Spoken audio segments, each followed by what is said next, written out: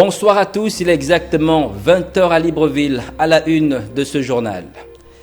One Forest Summit à jour J-2, experts et jeunes se mobilisent pour la rencontre de Libreville, vous le verrez dans ce journal.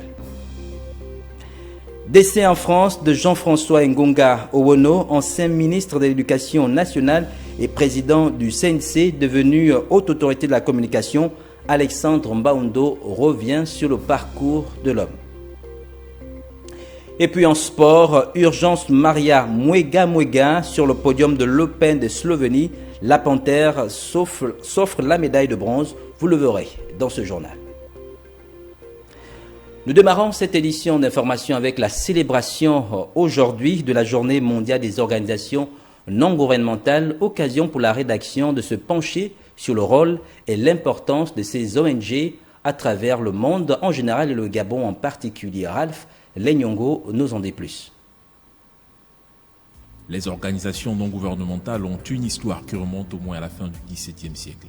Les ONG ont joué un rôle crucial dans la lutte anti-esclavagiste et la pression mondiale en faveur du suffrage des femmes, même si l'expression « organisation non gouvernementale » n'a pas été utilisée avant 1945 avec la création des Nations Unies.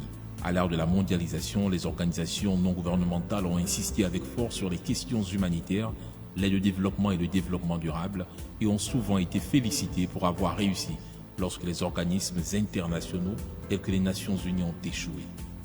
Pour Mohamed Sanoun, ancien envoyé des Nations Unies en Somalie, les ONG ont totalement dépassé les efforts de l'ONU en matière de fourniture d'assistance humanitaire grâce à leurs compétences et leur dévouement. Les ONG jouent un rôle précieux dans la communauté internationale. Elles travaillent sans relâche et souvent dans les coulisses pour aider ceux qui en ont le plus besoin et fournir des outils et des ressources permettant à ceux-ci de s'aider eux-mêmes.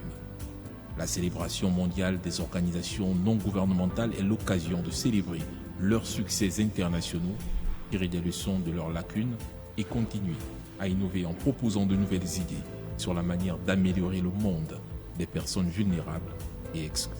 Imaginé par le jeune philanthrope Marcius Lios Skadamanis en 2009, c'est le 27 février 2014 que cette journée prendra une dimension internationale avec sa reconnaissance par l'ONU. Au chapitre environnement, nous parlons de l'ouverture ce matin à Libreville du One Forest Youth Forum, un événement qui réunit plusieurs jeunes venus de 4 coins du monde. Une question pour ces derniers d'apporter leur pierre à l'édifice et sur les questions de préservation de l'environnement. Maya Meza a recueilli quelques propos que je vous propose d'écouter. Je suis né dans un pays couvert à 80% de forêt.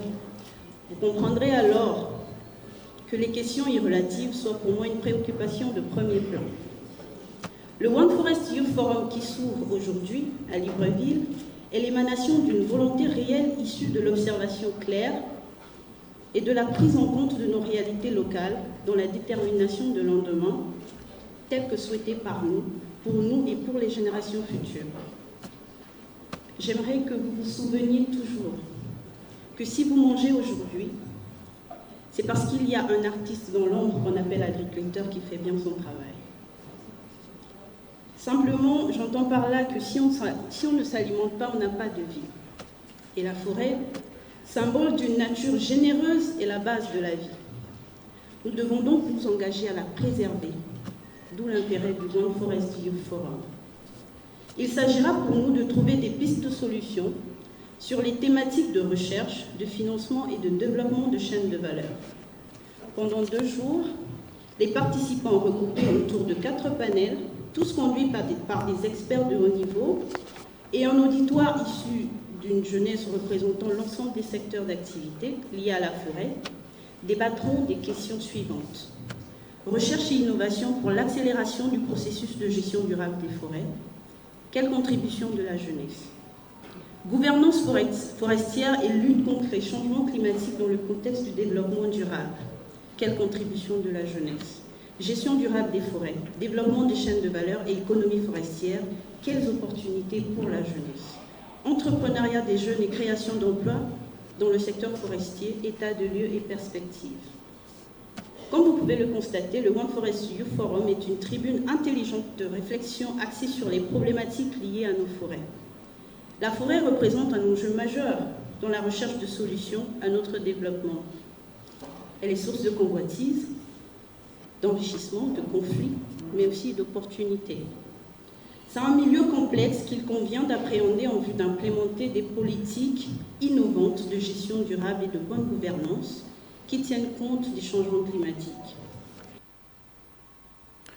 Toujours dans le cadre des préparatifs du One Forest Summit, une réunion scientifique sur le bassin du Congo est organisée depuis ce matin à Libreville, dans une structure hôtelière du Cap Esterias. C'est dans le nord de Libreville. Objectif, souligner l'importance d'investir sur la recherche scientifique en vue de produire des mécanismes qui permettront de préserver au mieux la forêt du bassin du Congo. Sidela Niman nous en dit plus. Les ministres de l'Environnement et les scientifiques d'Afrique centrale l'ont dit à l'unanimité, des investissements urgents à hauteur de 150 millions de dollars pour étudier et protéger les forêts du bassin du Congo et leur biodiversité sont nécessaires. À l'approche du One Forest Summit à Libreville, des chercheurs de la communauté scientifique du bassin du Congo, les scientifiques du bassin amazonien ainsi que de nombreux professeurs, chercheurs du monde entier, notamment du Brésil, des États-Unis ou encore de la Suède, se sont réunis pour évoquer la question de la recherche scientifique au sein des forêts tropicales.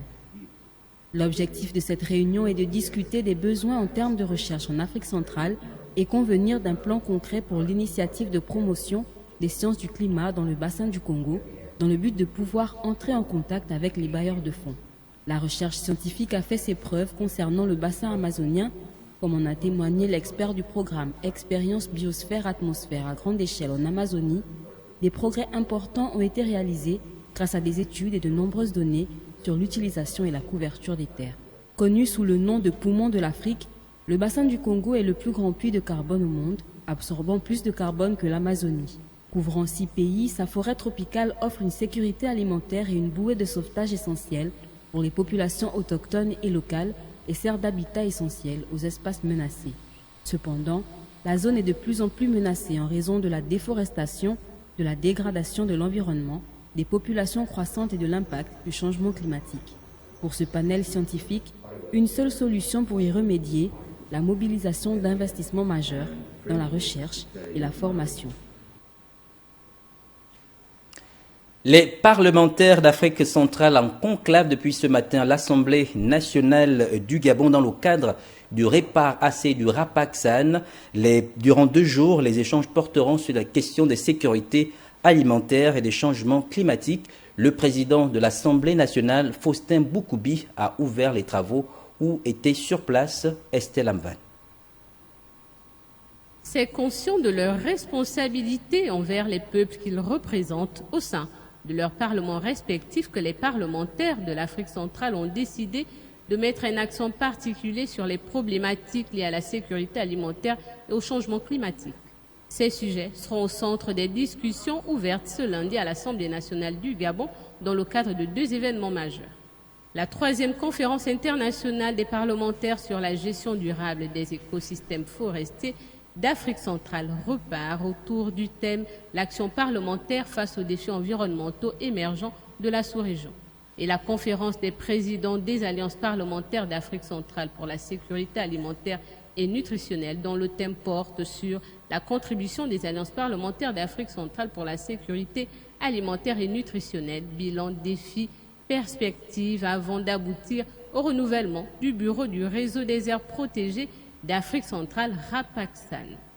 Au menu de ces 2 jours de conclave, les enjeux et défis de la sous-région en matière de gouvernance forestière, le partage de bonnes pratiques entre élus.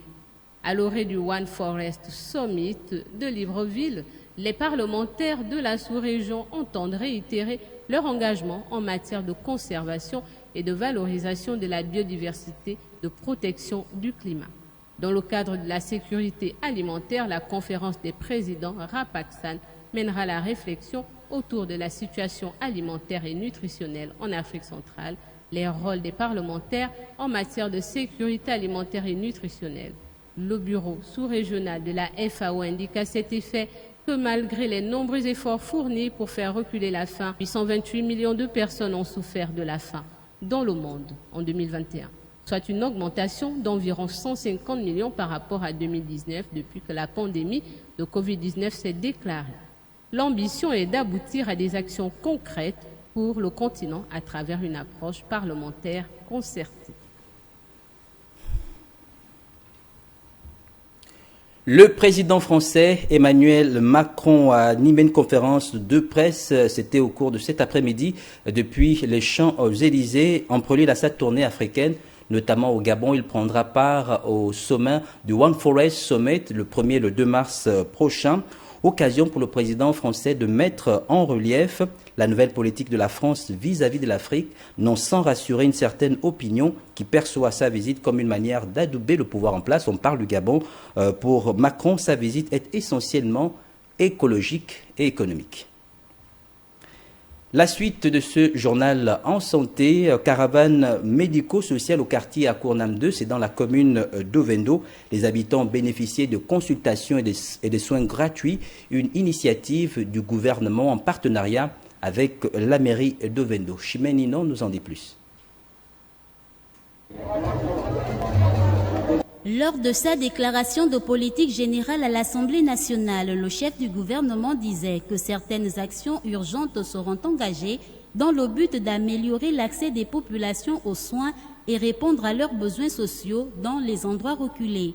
Cette caravane médico-sociale de proximité, première du genre et organisée en collaboration avec la mairie d'Ovendo, est la preuve palpable que le gouvernement est passé de la parole à l'acte. Nous sommes là à Ovendo, dans un quartier, pour pouvoir organiser cette caravane médicale. Il s'agit d'une déclinaison qui a été faite par le Premier ministre lors de la déclaration de politique générale sur instruction du président de la République, chef de l'État. Donc c'est une réalité, c'est ça le pragmatisme dont on parle au Premier ministre pour que les sectoriels puissent faire preuve de pragmatisme et de pouvoir répondre aux besoins des populations. Ces journées médico-sociales ont permis aux populations de bénéficier des consultations médicales et chirurgicales assurées par les médecins spécialistes. C'est l'hôpital qui va vers les malades aujourd'hui et vous voyez que la population est satisfaite. La population bénéficie des prestations médicales et des prestations sociales. La distribution des moustiquaires imprégnés, la vaccination des enfants de 0 à 11 mois et des femmes enceintes selon le programme vaccinal de l'Organisation mondiale de la santé, le dépistage du diabète et de la tuberculose, l'établissement des actes de naissance et l'enrôlement pour l'immatriculation à la Caisse nationale d'assurance maladie et de garantie sociale étaient parmi tant d'autres les faits marquants de cette caravane. Une triste nouvelle dans ce journal. Décès en France de Jean-François Ngonga Owono. À l'âge de 78 ans, l'ancien ministre de la Communication sous l'ère Omar Bongo a tiré sa révérence suite à une courte maladie. Une triste nouvelle qui plonge sa famille dans l'inconsolation. Plus de précisions dans ce reportage d'Alexandre Mbamdo. Le monde politique gabonais est en deuil. Un des barons de l'arène politique gabonaise s'en est allé. François Ngonga Owono, appelé affectueusement Eboué, a tiré sa révérence ce dimanche à Paris, en France, des suites d'une courte maladie. Une disparition durement supportée par sa famille. Jeune, gamin, à l'école régionale d'Oyem Hérault, mon père nous parlait toujours des bouées et moi son école, qui était parti faire ses études au pays des Blancs. Pour nous, Ebou était une légende pour tous les enfants qui ont grandi à Djibouti, au Koweït, Monaco, au Yémen d'une manière générale. Et je me rappelle, je crois que ma tante Véronique, son épouse, ça me fait de la peine aujourd'hui de la savoir dans cet état parce que je sais quel lien qu'elle avait avec son mari. Dans sa longue carrière politique, celui qu'on appelle amicalement le prince de Ndamba a singulièrement œuvré pour la carrière des jeunes du Wolentem. Cette fine fleur de la politique du Septentrion est restée sans voix face à la mort de l'illustre disparu. Pour nous, en fait, c'est une grande perte nous n'avons plus évidemment de repères. Politiquement, je dirais même administrativement. C'est une grande perte pour nous, les cadres, qui l'avons connu, qui nous a toujours soutenus. Nous disons vraiment, nous sommes dans le malheur, dans la solitude. L'homme d'État était professeur de formation, sénateur élu du département du Ouélé dans la commune de Yem. Il intègre le gouvernement sous Omar Bongo, président du Conseil national de la communication et député de la commune de Yem. Page internationale de ce journal, naufrage hier d'une embarcation d'immigrants au large de la côte de la Calabre en Italie. Le drame fait état d'un bilan d'une soixantaine de morts, dont 14 enfants et un nouveau-né. Le récit est signé Leslie Nanaka. Des débris de bois disséminés le long de la plage de la ville italienne de Crotone, c'est tout ce qui reste d'une embarcation de migrants victimes de naufrage hier. Le bateau de pêche de bois se serait brisé en deux sur des rochers avant d'être emporté par la puissance des vagues à quelques mètres de la côte. Le drame a fait plus d'une soixantaine de victimes, dont 14 enfants et un nouveau-né. Selon la préfecture de Crotone, l'embarcation comptait entre 150 à 180 personnes d'origine pakistanaise, afghane, turque, partis 4 jours plus tôt depuis le port d'Izmir en Turquie. Les quelques rescapés recueillis par des secouristes sont transférés vers des centres d'accueil. Ce naufrage n'a pas laissé indifférent la classe dirigeante italienne ainsi que la communauté internationale. Le président italien, Sergio Mattarella, déplore l'incident dans lequel plus d'une dizaine d'enfants ont perdu la vie. Le gouvernement italien a décidé, pour éviter ce genre de tragédie, à continuer d'empêcher les départs et avec eux ce genre de tragédie, exigeant avant tout la plus grande collaboration des États de départ et d'origine. Après le naufrage, la chef de la Commission européenne, Ursula von der Leyen, a appelé à avancer sur la réforme des droits d'asile dans l'Union européenne, affirmant qu'il fallait redoubler d'efforts concernant le pacte sur l'immigration et le droit d'asile, et sur le plan d'action pour la Méditerranée centrale. Il faut rappeler que ce nouveau naufrage survient quelques jours après l'adoption du Parlement italien de nouvelles mesures relatives au sauvetage des migrants.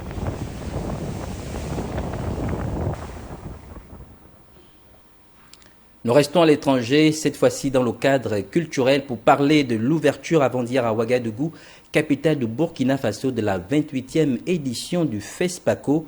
Massamba Gueye, un des plus célèbres cinéastes du continent africain, a accordé une interview à notre correspondant Moussa Ramdé. L'échange a porté sur la particularité de cette 28e édition. Regardons.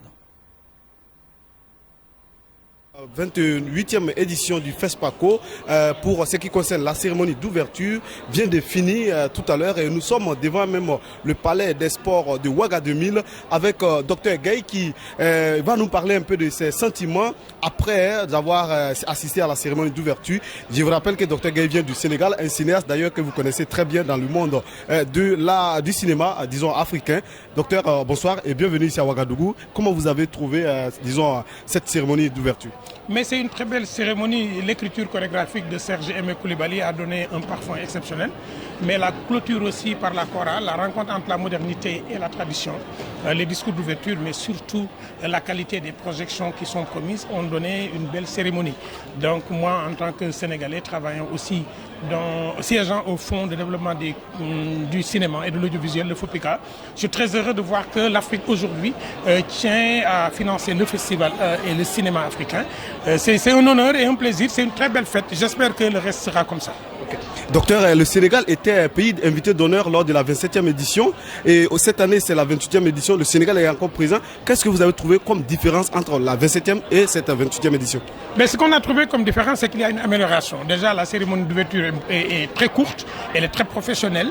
Nous avons trouvé aussi que l'ancrage dans le Mandé avec le Mali comme pays invité d'honneur a donné une nouvelle dynamique dans ces pays qui ont besoin de paix et de stabilité. Je pense que c'est la résilience et cela. Il y a aussi la jeunesse de la programmation. Il y a beaucoup plus de jeunes cinéastes et je pense que cela va donner un parfum exceptionnel.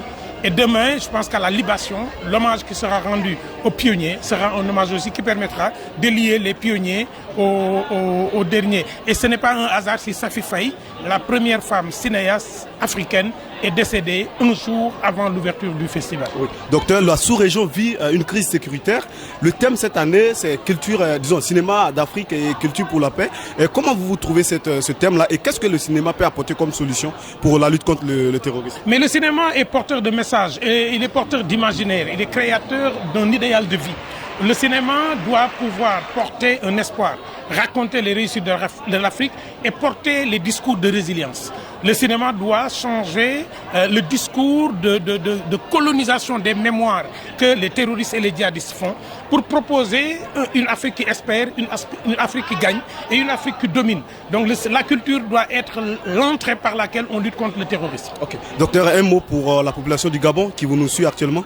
Je donne rendez-vous aux Gabonais en fin juin. Je serai au Samba professionnel. Le Gabon est un pays que j'aime et les Sénégalais considèrent le Gabon comme une terre sainte. Vive le Gabon, restez comme vous êtes, avancez mais ne changez pas. Merci beaucoup docteur et excellente soirée à vous. Bon séjour à Ouagadougou. Voilà, nous étions avec docteur Bassaba Gueye, conseiller technique à la présidence du Sénégal, qui était d'ailleurs participant à cette cérémonie d'ouverture du FESPACO 2028. Voilà, qui va remporter cette 28e édition du FESPACO. La réponse, c'est dans une semaine, c'est-à-dire le 4 mars prochain. Au Cameroun, une double explosion a fait 59 blessés lors d'une course cycliste à Bouya. Il s'agissait de la 28e édition de la course de l'espoir qui consacrait le 50e anniversaire de l'ascension du mont au Cameroun. Le point sur place avec notre correspondant Joël Sidney. C'est plus de 2 détonations des bombes artisanales qui ont été enregistrées au cours de la 28e édition de la course de l'espoir à l'occasion de la célébration du cinquantenaire de l'ascension du mont Cameroun.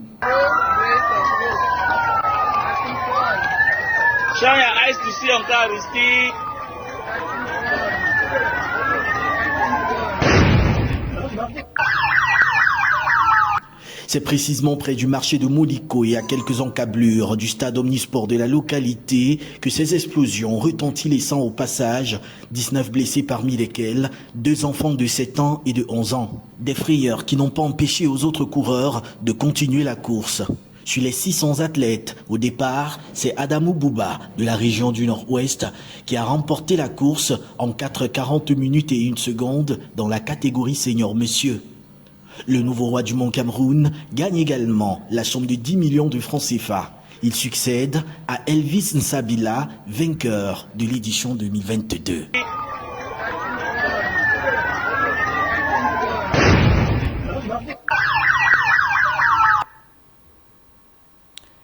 Sport à présent, Open de Slovénie, le Gabon se part de la médaille de bronze. La taekwondoïste Urgence Maria Mwega a décroché cette distinction lors de cette compétition internationale. Herman Malaga Moussavou nous en dit un peu plus.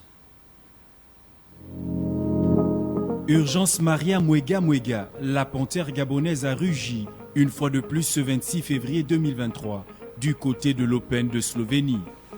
La jeune taekwondoïste gabonaise a décroché la médaille de bronze, une épreuve classée G1 qui permet aux vainqueurs d'engranger 10 points au compteur et améliorer le ranking.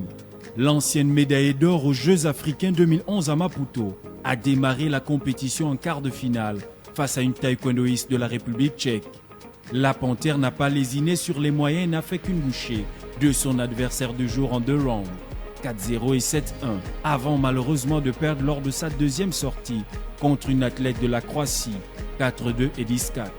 Un résultat qui a permis tout de même à l'athlète gabonaise de 28 ans de décrocher la médaille de bronze et honorer une fois de plus le taekwondo gabonais. Pendant que Urgence décrochait cette distinction, son compatriote Amar Cissé faisait une contre mauvaise performance, en étant éliminé au premier tour par un Bulgare. Mais de l'Open de Slovénie, nous ne retiendrons que du positif. Urgence, grâce à cette breloque, a permis au Gabon une énième fois, dans le domaine du taekwondo, d'être sur le podium à l'international. Nous restons en sport pour parler de la Coupe Léon Folquet. Dans le journal de la mi-journée, Jeremy Ngoma est venu avec de plus amples explications sur cette compétition organisée par la Ligue de l'Estuaire de Taekwondo. Je vous propose de suivre un extrait.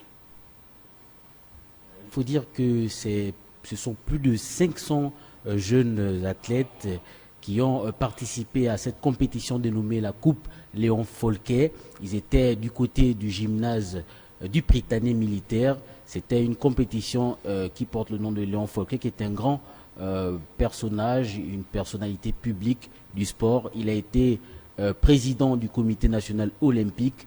Il faut dire que voilà, l'objectif de cette compétition était de détecter les jeunes pour pouvoir les accompagner un peu plus tard. Alors, quelle est justement la particularité de cette Coupe Léon Folquet? La particularité, il faut dire que c'est une compétition qui a été organisée pour les plus jeunes, c'est-à-dire les pupilles, les minimes, les cadets et les juniors. Ça leur a permis justement de pouvoir s'extérioriser, de pouvoir compétir auprès de leurs différents adversaires. L'objectif également de cette compétition était de pouvoir déceler les meilleurs pour pouvoir les encadrer dans un proche avenir. Bien, cette compétition, cette coupe a-t-elle des perspectives? Les perspectives, il faut dire que il faudra d'abord commencer par voir ce qui n'a pas forcément bien marché et pouvoir améliorer lors de la deuxième édition. Parce que là, on parlait de la première édition. La deuxième édition, l'année prochaine, on espère qu'il y aura des innovations. C'est la fin de ce journal. Merci de nous avoir regardés. Je vous retrouve demain lorsqu'il sera 20h. Bonne suite de programmes sur TV+. Prenez soin de vous. Au revoir.